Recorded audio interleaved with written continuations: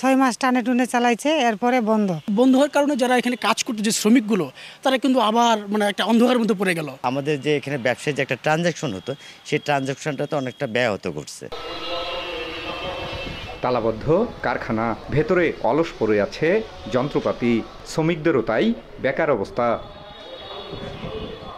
চুক্তিবদ্ধ বেসরকারি উদ্যোক্তা বাজার ধরতে না পারার অজুহাত দেখিয়ে উদ্বোধনের 6 মাসের ব্যবধানে 2024 সালের জানুয়ারির শেষের দিকে বন্ধ হয়ে যায় ঠাকুরগাঁয়ের রেশম কারখানা।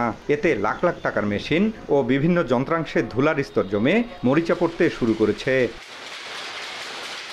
অথচ ঢাকঢোল পিটিয়ে দীর্ঘ 21 বছর পর চুক্তিভিত্তিক লিজ নিয়ে 2023 সালের 3 আগস্ট বেসরকারি উদ্যোগে চালু করা হয় রেশম কারখানাটি।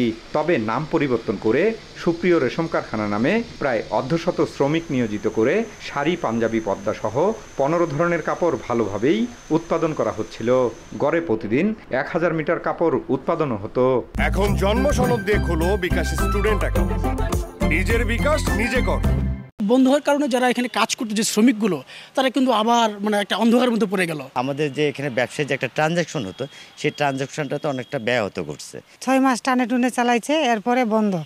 এখন কি করবে, আমরা করে খাচ্ছিলাম, এখন ওইটাও বন্ধ হয়ে গেল। আমরা চাচ্ছি যে কারখানাটি সরকারিভাবে আবার পুনরায় চালু করা হোক। 1975-76 অর্থ বছরে শহরের গোবিন্দনগর এলাকায় প্রায় 3.5 একর জমির উপর প্রতিষ্ঠিত হয় এই রেশম কারখানাটি।